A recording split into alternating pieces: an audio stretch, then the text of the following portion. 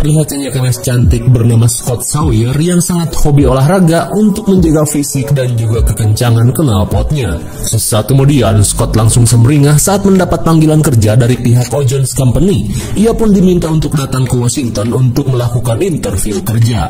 Di tengah rasa tak percaya, Scott bergegas pulang ke asrama untuk menyiapkan keberangkatan.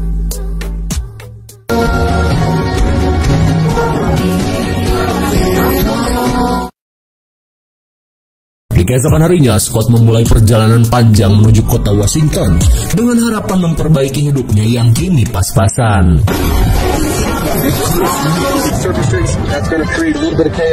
Namun di tengah perjalanan, Scott yang mendapat informasi kemacetan parah memutuskan mengambil jalan alternatif dengan bantuan Google Map.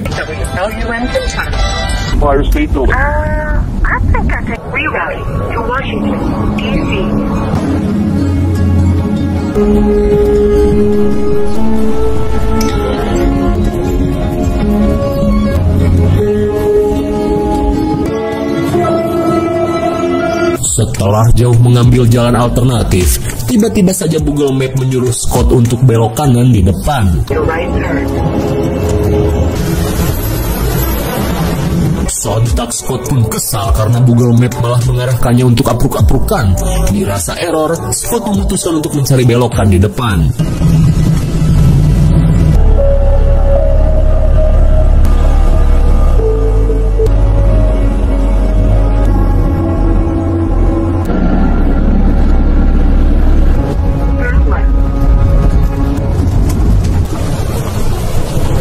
Lagi-lagi, Maps mengarahkan jalan yang di luar Nurul. Dirasa gak akan bener, Scott pun memutuskan untuk putar arah. Namun di saat itu pula, dua sosok misterius terlihat mengawasi dan mengikuti Scott.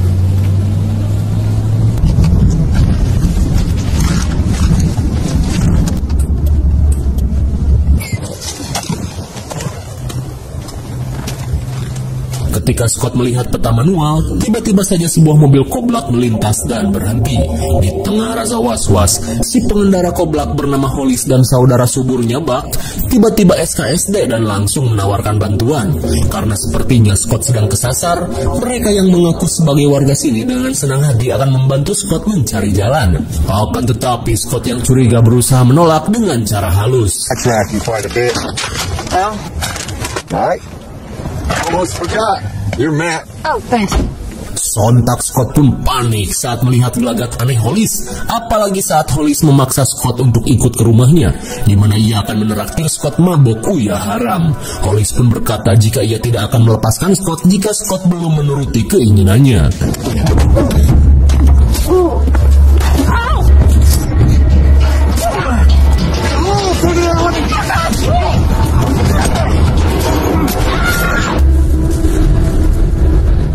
Cukup tangguh untuk ukuran cewek.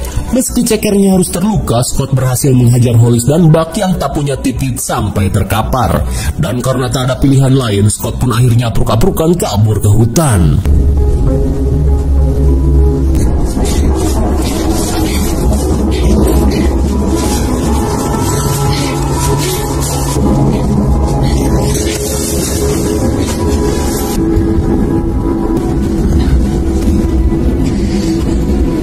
Setelah berhasil menghentikan pendarahan, Scott langsung melemparkan batu untuk mengecoh Hollis dan Buck.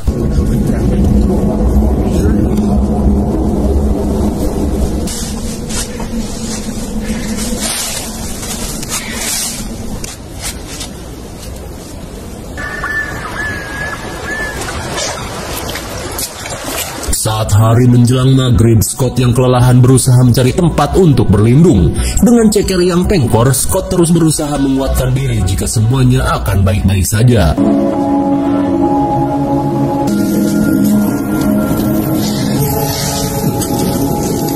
Hingga saat malam poek, Scott memutuskan untuk tidur di antara bebatuan guna berlindung dari dinginnya malam yang menusuk tulang. Di keesokan harinya, Bribtu Nick mendapat telepon penemuan mobil misterius di sekitar Rush Creek. Lantas, ia langsung mengabarkan hal itu pada Kapolsek Sean. Mendengar hal itu, si Kapolsek berkata jika ia akan menanganinya sendiri, sedangkan Nick diperintahkan untuk mengurusi kasus lain.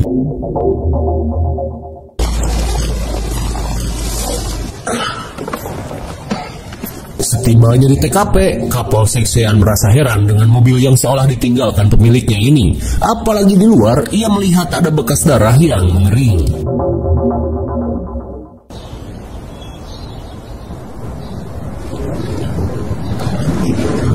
Kembali pada Scott, ia pun terbangunkan oleh suara helikopter yang melintas. Dengan cekernya yang pengkor, Scott terlihat berusaha meminta bantuan.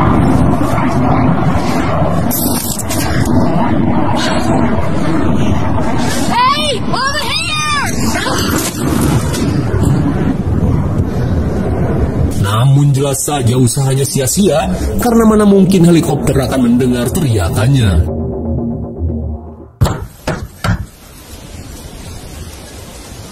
Di sisi lain, Kapolsek Sean tak kuasa menahan tawa saat melihat wajah Holis yang bengep bak maling ayam. Di mana kali ini, Sean yang tahu jika Holis merupakan residivis isi cangcut, berusaha meminta keterangan terkait mobil misterius yang terparkir di wilayah Rust Creek. Namun jelas saja, Holis hanya bisa pura-pura bego. Easy, Sheriff. Saat Buck datang, Sean semakin curiga dengan luka-luka yang mereka alami. Namun Holis beralasan jika luka-luka ini akibat kepleset saat berburu bagong di ruyuk. Meskipun ragu, Sean yang tak memiliki bukti memutuskan untuk pergi.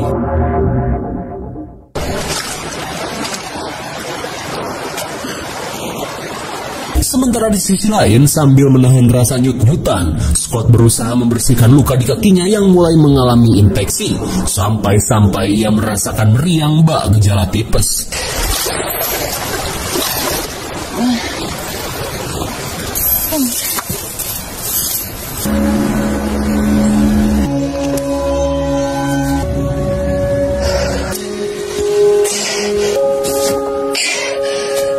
Di tengah rasanya nyautan, Scott memutuskan untuk beristirahat. Dan dengan mentalnya yang kuat, Scott terlihat tegar dan berusaha optimis jika dirinya akan selamat. Singkat cerita, Holis dan Buck terlihat mendatangi mobil Scott untuk menghilangkan barang bukti.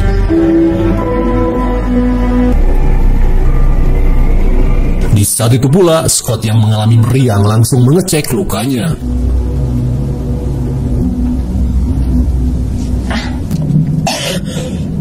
Melihat lukanya mulai membusuk, Scott hanya bisa berharap keajaiban datang. Tapi tiba-tiba saja ia mendengar suara seseorang di atas gawir.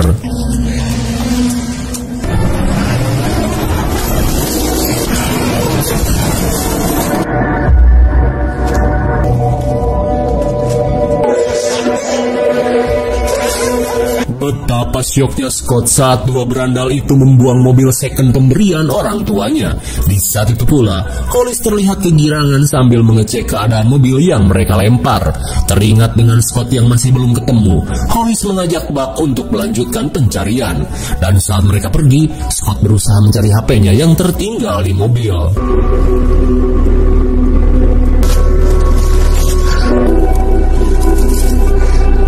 Meski HP Ipungnya retak, tapi ia merasa lega karena masih bisa menyala. Akan tetapi Scott pun kesal dengan adegan susah sinyal yang klasik. Tapi di saat itu pula, Holis menemukan bekas perban yang berdarah. Dirasa buruannya tak jauh dari sini, Holis mengajak si subur untuk lebih berusaha.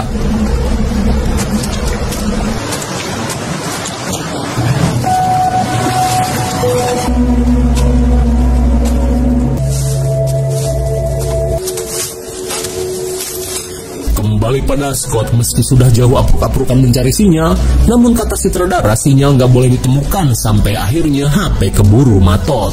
Dan kini, Scott akhirnya meneteskan air mata dengan kondisi tubuhnya yang semakin lemah. Singkat waktu, saat hari makin poek, Scott yang sempoyongan terlihat berjalan mendekati sebuah gubuk yang secara kebetulan ia temukan.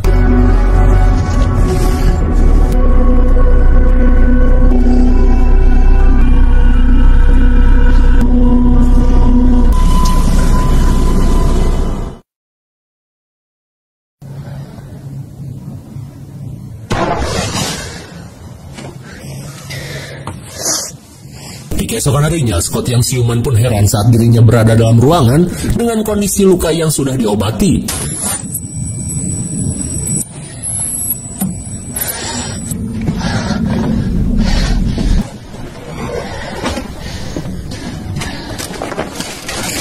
Melihat pria misterius datang, Scott yang panik berusaha mencari senjata. Melihat Scott berontak, si pria bernama Louis berusaha membuatnya tenang.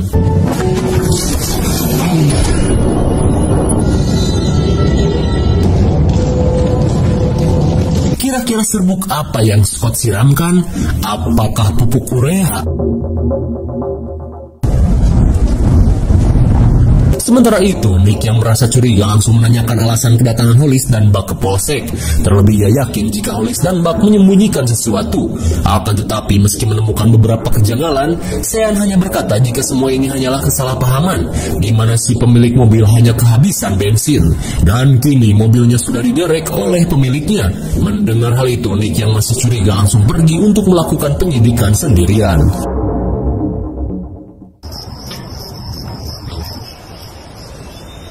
Di keesokan harinya, saat Louis membawakan makanan, Scott pun panik saat menyadari tangannya diikat bak domba Garut. Melihat Scott yang berontak, Louis meminta Scott untuk makan dulu. Meski merasakan salatri dan mah ekstrim, Scott yang ingin pulang terlihat sok jual mahal. Namun saat Louis sedang lengah, Scott yang tak kuat salatri langsung memakannya.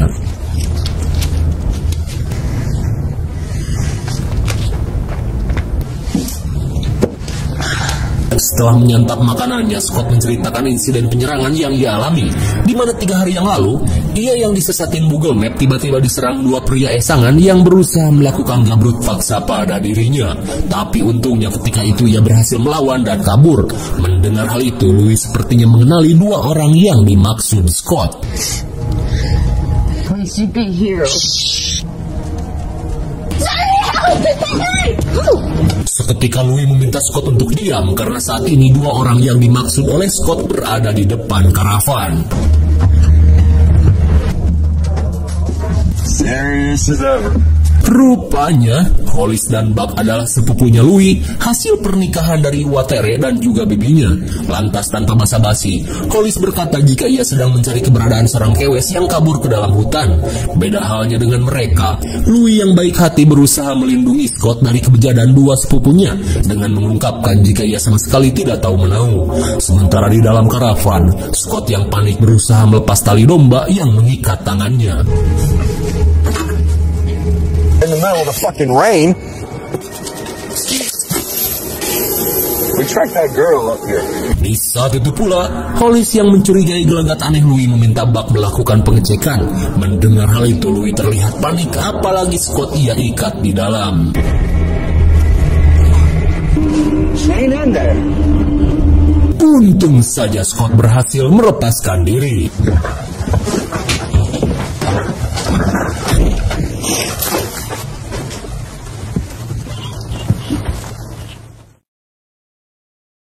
Selang beberapa saat, Scott yang berhasil kabur terlihat berjalan mendekati gubuk.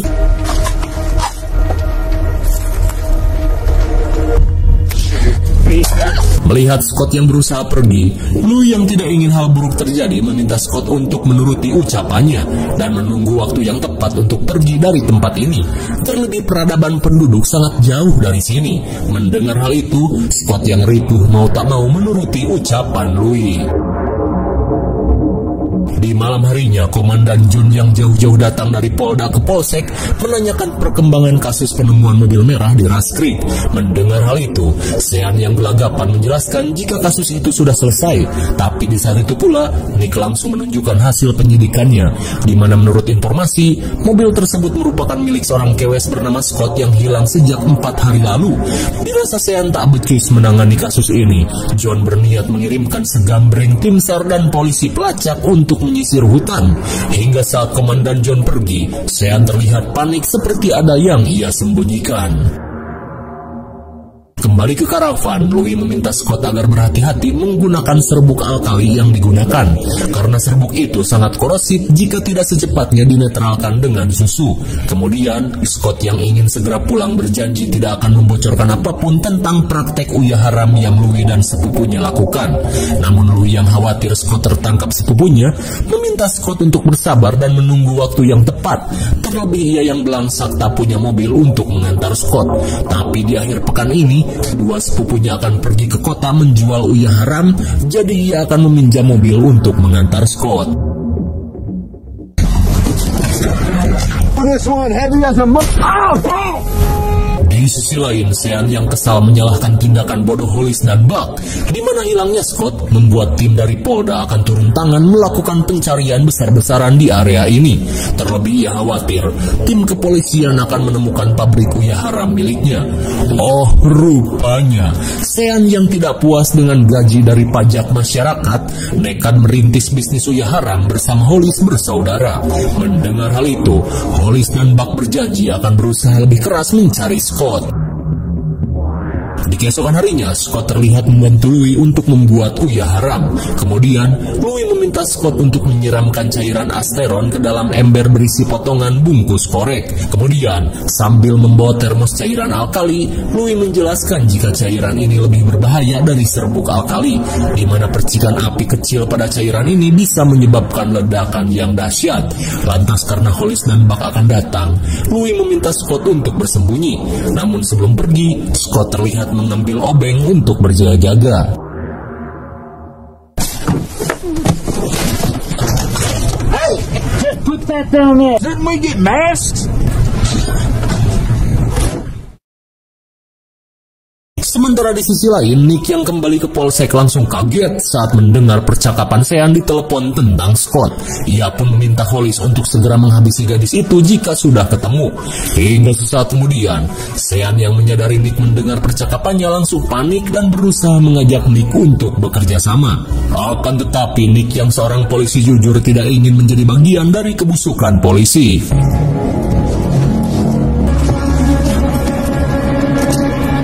Tengah kepanikan, Nick meminta Sean untuk diam karena hukum sebentar lagi akan menjeratnya. Namun saat Nick mengeluarkan kunci, sialnya kuncinya malah terjatuh.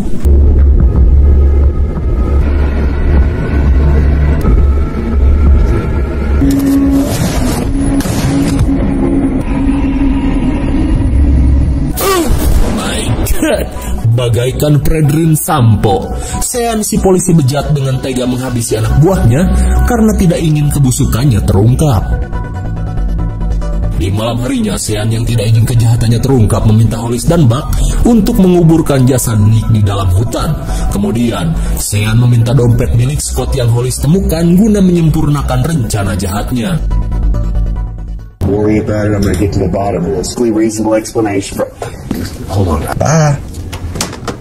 Di keesokan harinya, saat Komandan John datang, Sean langsung melakukan gimmick jahatnya, di mana ia mengungkapkan kecurigaannya pada Nick yang tiba-tiba menghilang secara misterius. Lantas sebelum Komandan John melakukan pencarian, Sean berpura-pura membuka loker milik Nick. It's fine, just be a minute. Appreciate that.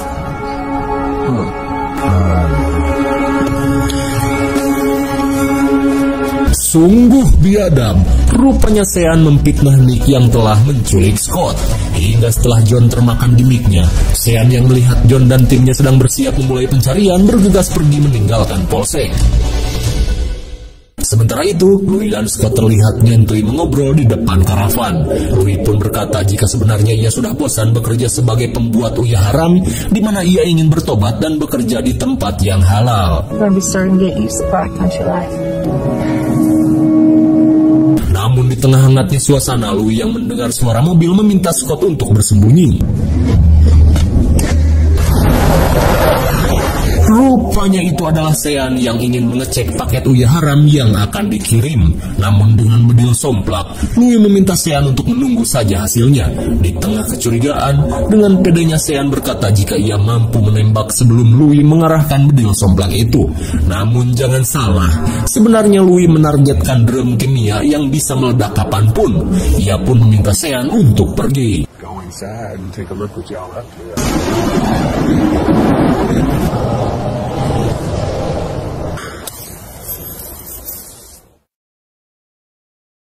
Singkat cerita, Hollis yang kini bersetelan oknum polisi langsung mengambil paket uyah haram yang akan diantarkan.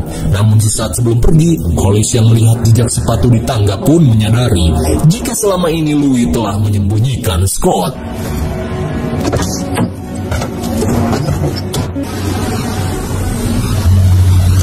Setelah Hollis dan Buck pergi, Louis bergegas menghampiri Scott untuk merencanakan pelarian. Hingga di tengah percakapan, tiba-tiba... You could have just told me. hell? Sungguh suwe, akhirnya Louis pun kepergok menyembunyikan Scott. Dalam keadaan terpojok, Louis yang panik memberikan kode rahasia dan meminta Scott membuat kopi untuk Hollis dan Buck.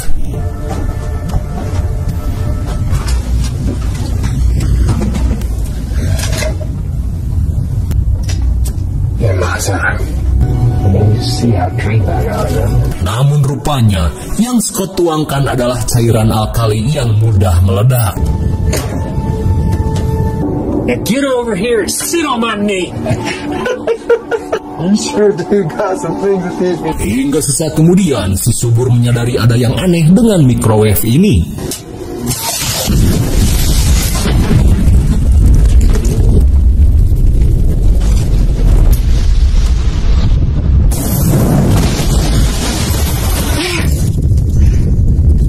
Akhirnya, si subur pun meninggoy setelah cuci muka dengan api alkali dan karavan itu meledak dengan dahsyat.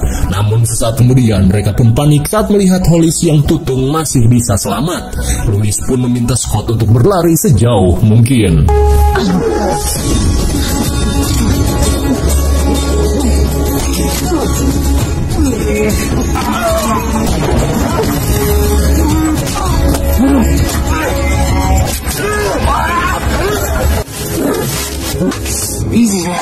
Saat Hollis terpojok, Louis meminta saudaranya ini untuk bertobat dan meninggalkan bisnis haram ini. Terlebih ia merasa suatu saat Sean akan mengkhianati kita. Lalu tiba-tiba saja Sean pun datang.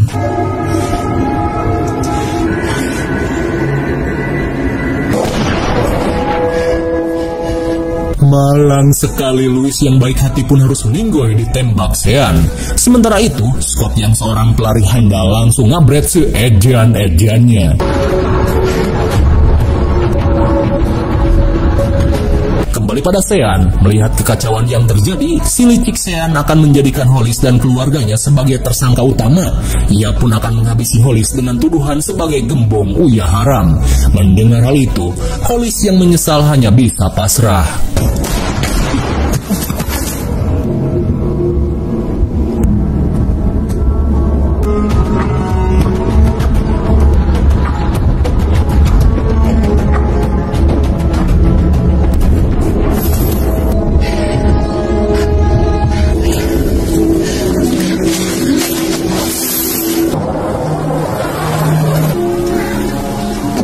Setelah jauh apruk-aprukan, Scott pun merasa lega saat ditemukan seorang polisi yang bertugas.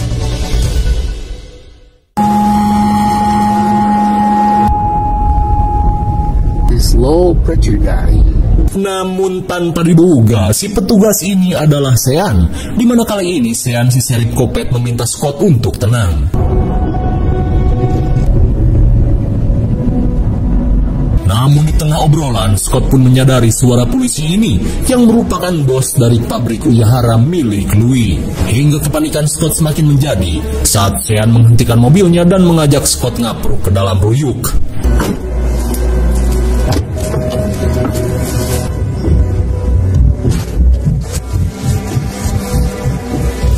Go on down a little further there. They call this Rust Creek. And they mined up all the clay.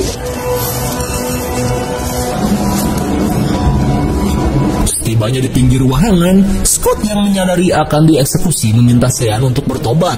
Karena meski hidup di dunia sebagai polisi, tapi di akhirat semua akan dipertanggungjawabkan. Tapi jelas saja Sean si polisi bejat merasa bodoh amat.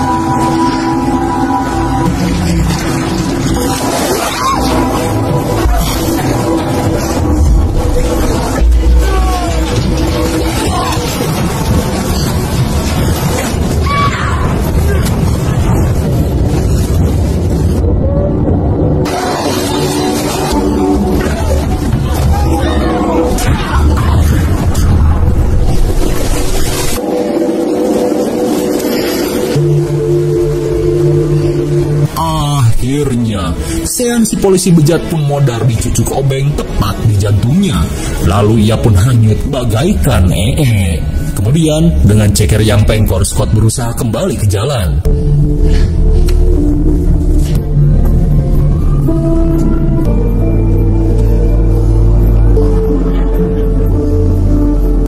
Meskipun terlambat bagaikan polisi India, tapi akhirnya Scott bisa selamat. Lalu, film pun sudah berakhir.